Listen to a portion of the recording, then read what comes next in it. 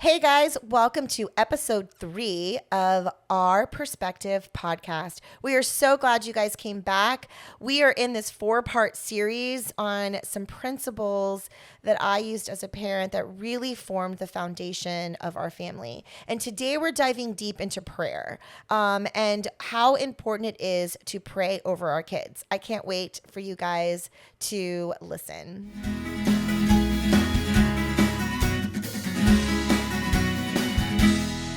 Hello, welcome to episode 3 of our Perspective podcast. We are so happy to be back. Hi, Mary Grace. Hello.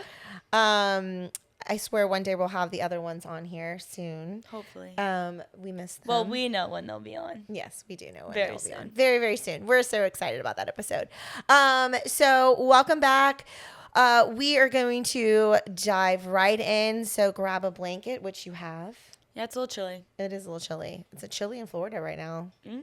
So crazy. Okay. So grab a blanket, or if you're driving, don't do that. But whatever you're doing, get comfortable because we're about to get started. So last week, we are in episode 2. We talked about just like those 4 principles, those 4 pillars of just kind of like what I really like used as a parent. Like It wasn't something, it wasn't like I knew that I was going to do it, but it ended up doing it, and they started becoming successful, and then I started repeating them. Yeah.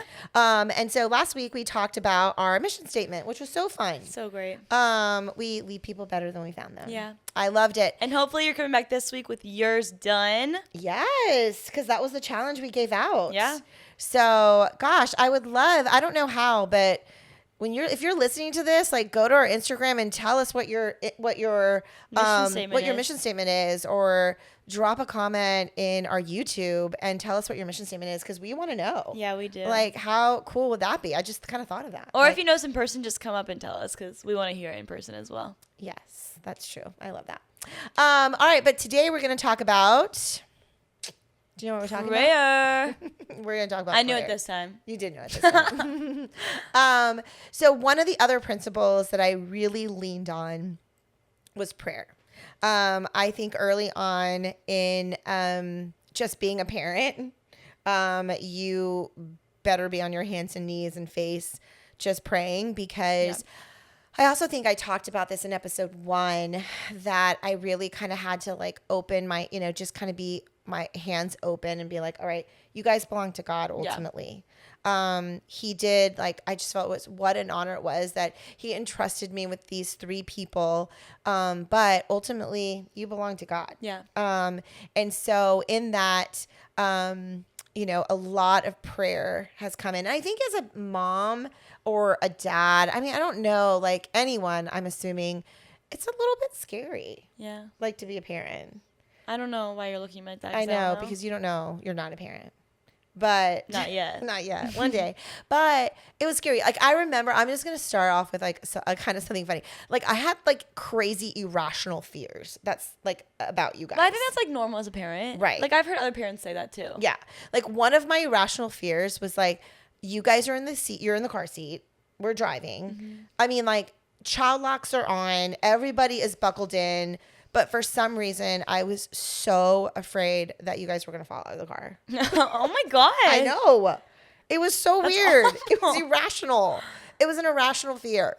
But I don't know why. I'd always check back. These were before. Like today, I feel like you guys have like all these cameras in the car and you can see them at every angle. We had like a little mirror that we would put in the back, and I would see y'all's little face when you guys were like turned back and I couldn't see you.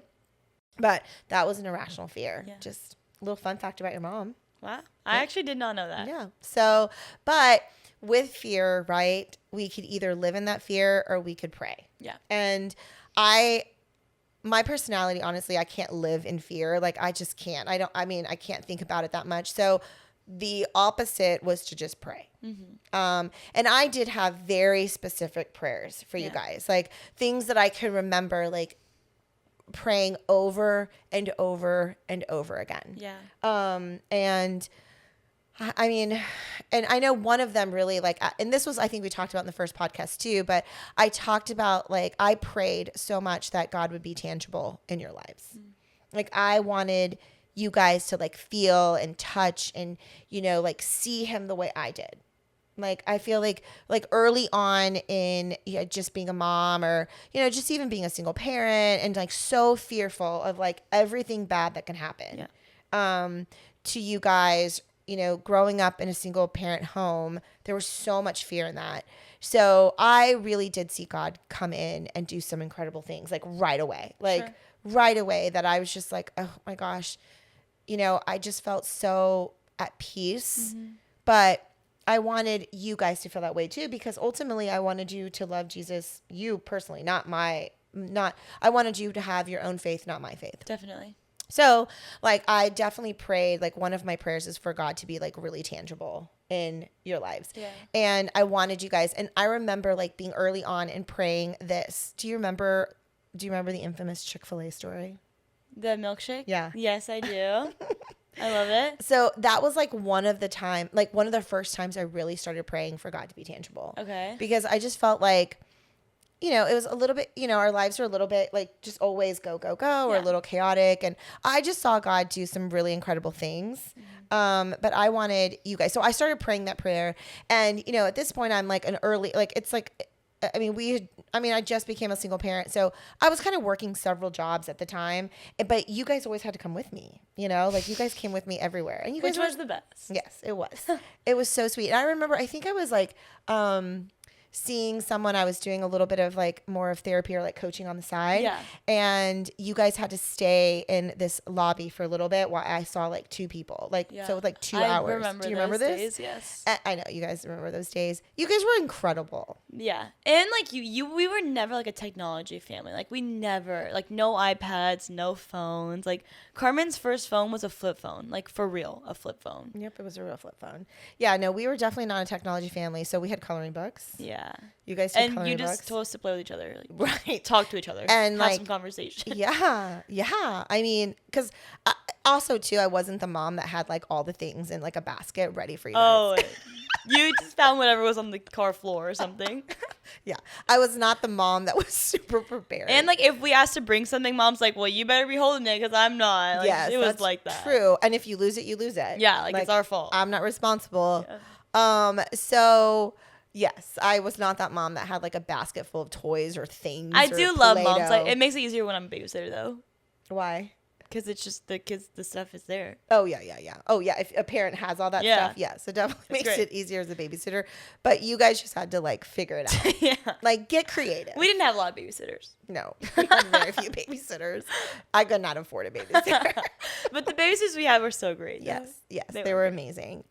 So you guys, we were going, and I felt bad. Of course, I made dinner, but I felt bad that you guys had to sit 2 hours. I mean, sometimes I was just like, I felt so guilty sometimes. Okay. And so we were decided, like, I'm like, all right, we're going to go buy Chick-fil-A because I was like, okay, I'm going to give you guys a treat, right? Yeah. And we're going to go and get a milkshake. Yeah. We'd done dinner. We were heading over, like early dinner, because I had these 2 clients. We're going to stop at Chick-fil-A. I'm always in a rush. Even though, I mean, I don't think we were running late at all, but I'm always like, I feel like I'm running late. Yeah. And so I remember saying to you guys, like, know what you want. Like, I'm looking at you guys in the rearview mirror, know what you want. We get up to Chick-fil-A. We're not going to decide whether it's strawberry or chocolate or cookies and cream. Know what you want. Yeah. And I could hear like you and Thomas like talking about it. Like, Thomas always liked strawberry. You want a chocolate. And so I like heard everybody talking. I'm like, great. I pull up to Chick-fil-A drive through. They asked me what we wanted. I said, and I made you guys, remember I made you guys, like I rolled down your window. You guys had to tell the people what you wanted. Awful. So Thomas was like, I would like a strawberry milkshake, small strawberry milkshake. Mary Grace was like, I want a chocolate milkshake. And then they asked Carmen what she wanted. And she's like, I'm good. Thank you. That's so Carmen. It's so Carmen. I'm good. I'm good. I have my water. She had like a water bottle. And I was like, that no. she filled up because we know you didn't. No, I did not. No, I did not. No, I was not. I'm not even the mom to fill up your water bottle. You are now. No, I am now. I am really good now. You I fill are up your really water good bottle. about it. Make sure it's clean. Yes. But she had her little water. I'm good, Mom. I'm water. I'm like, no, Carmen. Like I can get you a milkshake. I want to get you one. Yeah. And she's like, it's okay now. So I'm also a mom that's like, well, if you say no, you say Yeah, no. Like, we're moving don't on. gotta say here, yeah. And I told you better know what you wanted. So I was like, all right, just 2 milkshakes, 1 strawberry, 1 chocolate. They're like, okay. I moved up to the front and, I paid, and then I moved up to the next line, and they handed me like, okay, here's a strawberry, here's a chocolate, here's a cookies and cream, which cookies and cream was Carmen's favorite. Yeah. And I was like, oh, no, we didn't order cookies and cream. And they're like, oh, that's weird. Well, do you want it? Because we're going to throw it away if you don't. And I remember looking in the rearview mirror and just being like, I hope that you can see God's goodness. Yeah. Like, I hope that like this, God loves you. Do you remember me saying this? God loves you so much that he cares about a milkshake. Mm-hmm. And I was just like, I don't even know if you guys saw the million times that I cried over how good that God was. That's so funny. I love that. And we still talk about the story all the time. We talk about this story all the time. I think that was the first time that I felt like you guys really saw God in such a tangible way. Yeah. Like, I feel like there was like this click for you guys that like, oh gosh, God loves me so much that even you guys were like, oh my goodness, God loves, us so much that he wanted Carmen to have this cookies and cream milkshake. And so, yeah, it was like, those were the moments. So that was like one of my prayers that I prayed. I took notes because I was like, I don't want to forget all the times that I prayed. I prayed a lot for like wisdom, and just integrity. Like, I wanted you guys, of course it goes really back to our mission statement of leaving people better. But I just wanted, when people saw you, Thomas and Carmen, that, they saw, eventually adults that had integrity, that carried themselves with wisdom. Yeah, had character. Yeah, and like such good character. So I remember just praying. I'm like, Lord, I just pray for like wisdom. I prayed for you guys to have discernment. Like, Lord, like, let them discern like good friends or, decisions that you guys had to make, or, it doesn't matter if you're in kindergarten and playing in the playground, like making right decisions or wrong decisions, but I definitely prayed I definitely prayed for that a lot. And then I also prayed, this was one that I prayed a lot, was I prayed from the time they're little, like, Lord, if they were sinning, like if they were doing something wrong, like I wanted it to come to light like really quickly. Yeah.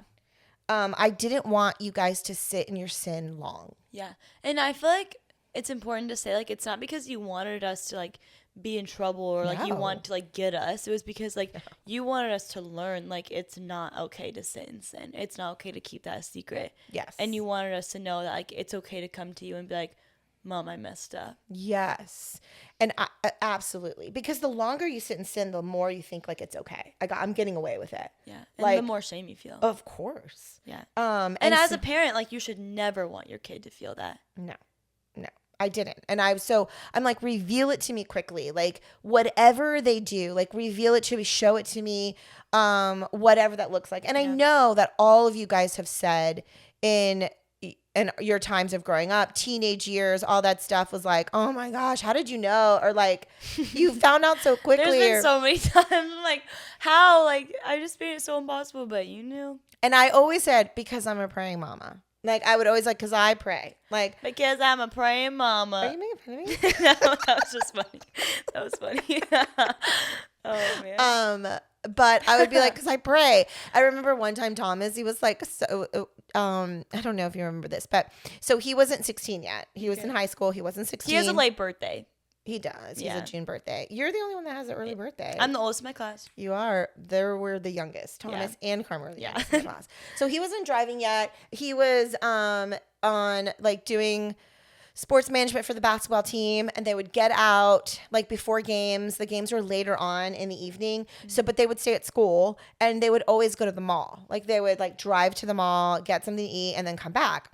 And so they were doing this, but he was afraid that I was going to say no. Like, I didn't know the boys. I didn't know if they drove, like, well. And Mom was like never super like weird about who we hung out with, but she just like liked to know who it was. Yeah. Which is fair. Yeah. I wasn't weird about it, but I mean, like, I need to know. Yeah. Like, so so he thought I was going to say no. Like all these guys were going to go, they're older, they're going to go to the mall. So he didn't ask me. He just went. This was before Life 360. And Thomas is just not a rebel like this at all. No. Like this was very out of his character. Yeah, it's true. That was out of his character. So he would, which makes it just so much more funny, I think. Yes. So I didn't know, and this is before Life 360, so I didn't have like tabs on him 24/7. Yeah. And he's at the mall. He walks in the mall, and it's like the whole worship team from our church. Of course. I think it was during Christmas time, and they were scouting something out for Christmas, and the whole worship team is in the food court, and they're like, "Hey, Thomas," and he's like, he knew immediately it was getting right back to you. Like he called me immediately. Yeah. Like he's like, "Hey, Mom, I'm at the mall. I lied to you. I'm sorry." Mom's like, "What?" It's like, what is going on? And he's like, I can't ever do anything. There's always someone watching. There's always church people. But I thought that was so funny. And I'm like, okay, Thomas, you just should have told me, like, why didn't you tell me? Yeah. And this is like when we talk about creating some safe spaces. Obviously, he did not think it was safe to tell me, or he thought I was going to say no. Of course, they want to do what they want to do. Yeah. But I was just like, dude, just tell me. Yeah. I'm most likely going to say yes. I don't want you to stay at the school by yourself like a weirdo. But... So I did pray for like sin to come to light really quickly. And I just feel like you guys all like growing up, like it really did. Or like there was conviction that you guys would just come and tell me. Oh yeah, for sure. And another thing too, you're like, there's always someone I know that's watching. Yeah. Not even like in a weird way, but like honestly, like that was another thing you prayed for, is like that people are like that loved you would love us enough to tell you as well. Oh my God, so good. I didn't even think of that one. But you're right. I did pray that. Mm-hmm. Like I always told my friends, like if my kids did something or said something, like if you hear anything. Yeah, like tell me. Like don't think I'm going to be upset or mad or like I want to know because I want to correct the behavior before it becomes a habit. Yeah. And so, that's a good one. I also prayed that, I prayed a lot for one good friend. Mm-hmm. Do you remember like us praying at night for like one good friend? Yeah, this was a good one. Yeah. I always just prayed like, you didn't need a lot of friends. No. But I always prayed, I didn't really need to pray this for much for you because you always had friends. Yeah. I always had friends, but it was hard to have a best friend, like a good friend. That was important to you. Yeah. Yeah. It still is. Still is, yeah. But I have 3 really, really great friends that I love. But I also have a lot of friends. But this was a big one for, I think, especially Carmen specifically. Mm-hmm. Because Carmen definitely struggled making friends a little bit more than, like, even me or Thomas did. And, But I think Carmen found a really great friend. Well, and it took college. Yeah. I mean, she always had, like, good friends. For sure. But her best friend definitely waited till college, which I think was such a like God's rejection, or rejection is God's protection, and like I think that there was so much protection over Carmen, just from so many people. I agree. That's good. Because Carmen definitely, her heart is so pure, and like it's hard to be friends with someone like that because you feel so convicted yourself when you're around them. That's so true. Yeah. And she doesn't like. There's no gray with Carmen. Yeah. And so, but you gotta love it. If she is a friend, they have to be held to the same standard. Like, I don't know. Yeah. She has a pretty high standard for friends. Yeah. Which is so good. And out of love, 100%. Oh, for sure. Yeah. For sure. That is one thing we talked about a lot as well, is like your like expectations to lower because you don't think you can find someone like that. Like there's always going to be someone that exceeds your expectation. Mm-hmm. You just have to wait and like let the Lord bring them. Yeah. Hence why I prayed for one good friend. Yeah. Because that was really like something. I say that I was just talking to Mom the other day and I was just like, just pray for one good one. And just know that sometimes it might not be a great one. Yeah. Like, I don't think Carmen's like the friends, like the great friends she has now, like they did not come until college. Yeah. Like, so just know that sometimes they're not going to come right away. Mm-hmm. So I always just prayed for like just one good friend that was just had the same morals, had the same values, had the same like parents had the same values. You just needed one. You've had several really great friends. I've had a lot of like even really, when really you were little, friends. you had a really sweet friend. Yeah. like really sweet friends. So I prayed for one good friend for Thomas, you know, two for him too. Like he's had one good friend since kindergarten. Yeah. I mean, he's got, again, his friends didn't come until college, but he met his one really good friend, his first grade. And they just stuck. They've been friends ever since. That's been his great friend. Yeah. And then of course he's met so many amazing people, but he didn't meet people until college too. Yeah. His like really friends. I prayed over teachers and coaches a lot. Yeah. I think every beginning of the school year, you know, as we're going into your school year, it was so funny. I brought out I'm a journaler, so I love to journal. I love to write. I brought out some journals the other day as I was thinking about this podcast because I just wanted to remember, like, what was it? Like, what were you writing down? Yeah, what was I writing down? Like, what was important to me? And I found so many just prayers over teachers and coaches because they were they had so much influence over you guys. Yeah. Like teachers had influences over you guys. Coaches had influences over you guys. And I just wanted them to be the right influence. I wanted them to bring out the best in you. And I remember, who was your kindergarten teacher? Do you remember? Oh my gosh, what was her name? Miss Reese? Miss Reese. And I remember walking in to like meet the teacher for your kindergarten class. Let's just clarify really quick.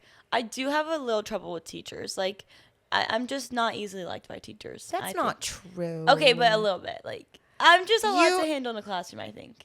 Mm-hmm. I was. I don't think as much now. But definitely in elementary school. That's so funny because I just like Miss Henderson loved you. I had great teachers, but yeah. I don't know. You were a Spitfire. Oh. I just say those things so you can say. All right, can we cut that out? Or? No, we're not. You were. I'm just kidding. Yeah, you were. That was a lot. Yeah. In a good way. In a good way. Like, yeah, I just think that the best teachers loved your lot. Yeah. Like, they loved that part. And I've had teachers that did not. No, we've had tough teachers that did not like that.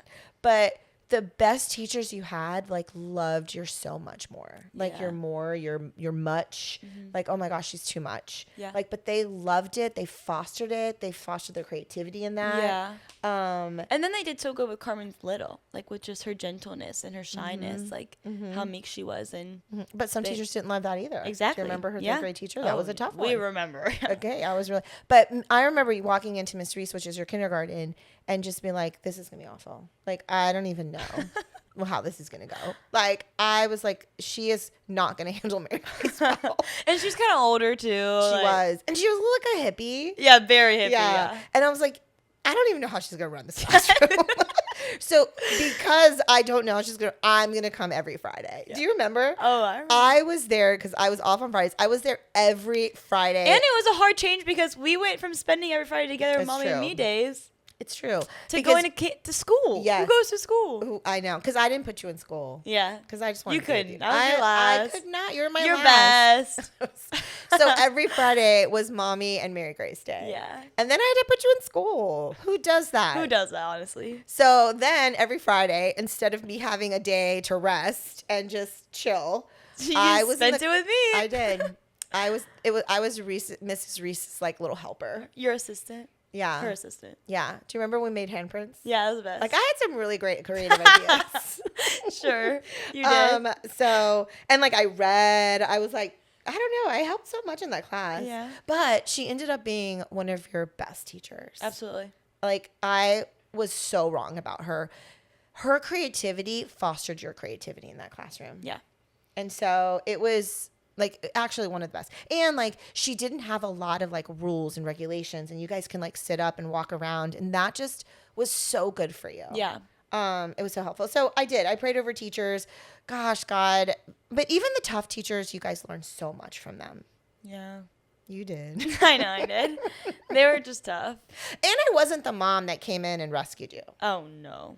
No. Mom would throw us under the bus quick. No, I wouldn't. I would just say, you're just going to have tough people in your life. Yeah.